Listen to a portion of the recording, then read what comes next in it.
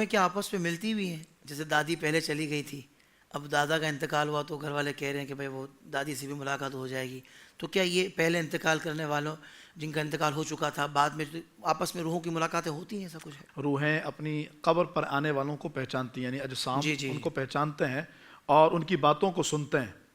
اور آپ دیکھیں سماعت کا عالم کیا ہے.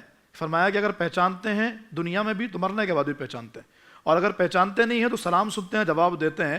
ہم قبرستان کے باہر سے گاڑی پر جا رہے ہیں اور قبرستان آیا، ہم نے کہا السلام علیکم یا اہل القبور، یعنی ہمارے ساتھ برابر بیٹھے بندے نے نہیں سنا، لیکن وہ قبر کی آخری، قبرستان کی آخری قبر کا وہ مردہ جو گل گیا ہے، ختم ہو چکا ہے، وہ بھی سن رہا ہے.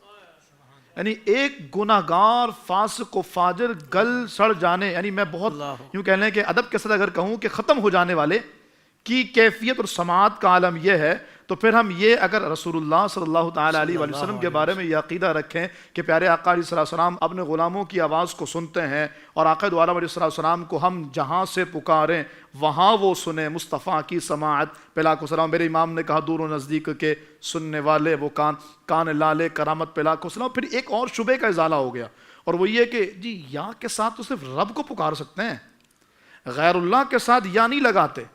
آپ دیکھیں السلام علیکم یا اہل القبور، تو یا تو قبر والوں کو خدا مان لو، یا پھر کہو کہ جب ایک فاسق و فاجر کے ساتھ یا کا لفظ لگ سکتا ہے تو امام الانبیاء خاتم المرسلین جناب رحمت للعالمین صلی اللہ علیہ وسلم اور ان کے صدقے امت کے اولیاء کرام کے ساتھ یہ لفظ کیوں نہیں لگ سکتا؟ تو یہ بلا وجہ میں ذہنوں میں انتشار اور وساوس آتے ہیں، یا ان کے ساتھ نہیں، یا ان کے ساتھ نہیں. ہم گناہگار کے ساتھ یا لگا رہے ہیں اور مرنے کے بعد لگا رہے ہیں، اور یہ سوچتے ہیں کہ وہ سن رہا ہے اور جواب بھی دے رہا ہے. تو پھر میرے محبوب علیہ السلام کے بارے میں ہم یہ عقیدہ رکھیں تو کیسے غلط ہو؟ بہت کمال. مرنے کے بعد چونکہ مقامات درجے کے اعتبار سے ہوتے ہیں، تو جو جس درجے میں پہنچتا ہے تو اس کی ملاقات ہوتی ہے. اچھا یہ بھی ہے کہ اگر ایک اعلیٰ درجے والا ہے اور ایک ادنا درجے والا ہے تو بھی ملاقات ہوتی ہے. جی.